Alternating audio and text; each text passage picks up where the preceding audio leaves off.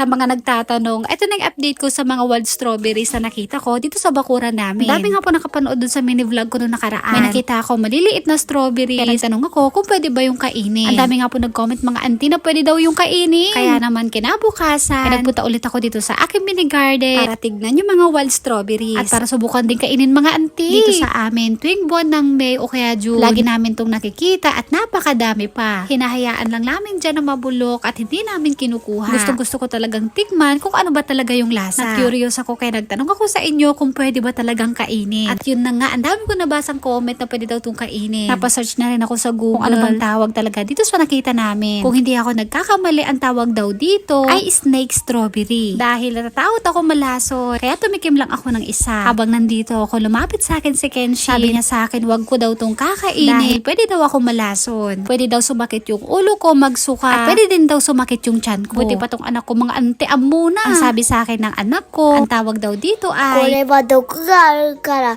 食べてダメだよみんな。名前はヘビイチゴだからお腹痛くなるからね。 o diba mga auntie, nakakatawa si Kenshin, alam na alam niya. Ang sabi nga niya, ang tawag daw dito ay heavy ichigo o snake strawberry. Huwag daw kakainin dahil baka daw tayo malason. Nung natikpan ko yung isa kanina, malambot siya na parang cotton. Wala siyang lasa, makatas. Para lang tubig mga auntie. Hindi siya masarap kagaya ng strawberries talaga. Buti na lang nung tinikman ko, hindi man ako nalason. Salamat sa mga comment yung mga auntie. Dahil sa inyo, nakatikim ako ng snake strawberry. Dito naman sa likod ng bahay namin, ay meron dito mga bulaklak na ang gaganda. Hindi ko alam kung anong tawag dito. Kulay yellow at napakadami. Ang sarap sana mag-pictorial dito. Lalo na't napakadaming mga bulaklak. Yung mga ganitong simpleng bagay nakaka-relax din tignan. Samahan pa ng preskong hangin. Dito sa video, salita ko ng salita, hindi pala nare-record yung boses ko.